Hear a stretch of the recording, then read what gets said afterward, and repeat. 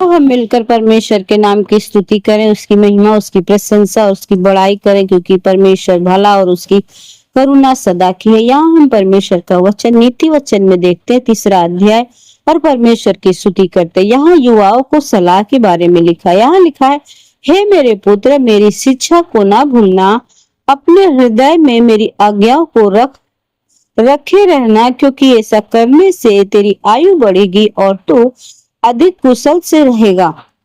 कृपा और सच्चाई तुझसे अलग ना होने पाए, वरन उनको अपने गले का हार बनाना और अपनी हृदय रूपी पट्टियों पर लिखना, तो तू परमेश्वर और मनुष्यों दोनों का अनुग्रह पाएगा।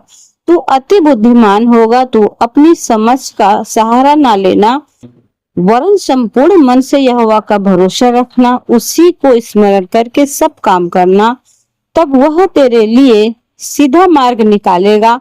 अपनी दृष्टि में बुद्धिमान ना होना, यहोवा का भय मानना और बुराई से अलग रह।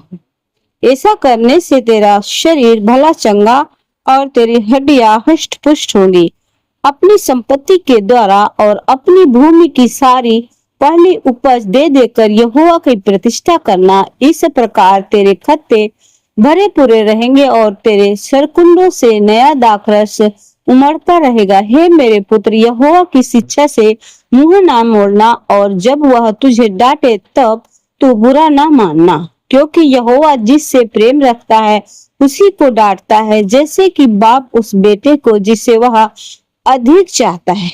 क्या ही धन्य है वह मनुष्य जो बुद्धि पाए और वह मनुष्य जो समझ प्राप्त करे, क्योंकि बुद्धि की प्रतिष्ठा चांदी की प्राप्ति से बड़ी और उसका लाभ चोखे सोने के लाभ से भी उत्तम है। वह मूंगे से अधिक अनमोल है, और जितनी वस्तुओं की तू लालसा करता है उनमें से कोई भी उसके तुल्य न ठहरेगी। उसके दाहिने हाथ में दीर्घ और उसके बाएं हाथ में धन और महिमा रहेगी। परमेश्वर के प्रिय लोगों, यहाँ हम परमेश्वर की स्तुति करते हैं, महिमा करते हैं और यह देखते हैं कि परमेश्वर अपने लोगों को क्या सलाह देते। यहाँ परमेश्वर के वचन में लिखा है युवाओं को शिक्षा के बारे में, हे मेरे पुत्र, मेरी शिक्षा को ना भूलना, अपने हृदय में मेरी आज्ञाओं को रखे रहना, क्योंकि ऐसा करने से तेरी आयु बढ़ेगी और तू अधिक कुशल से रहने पाएगा।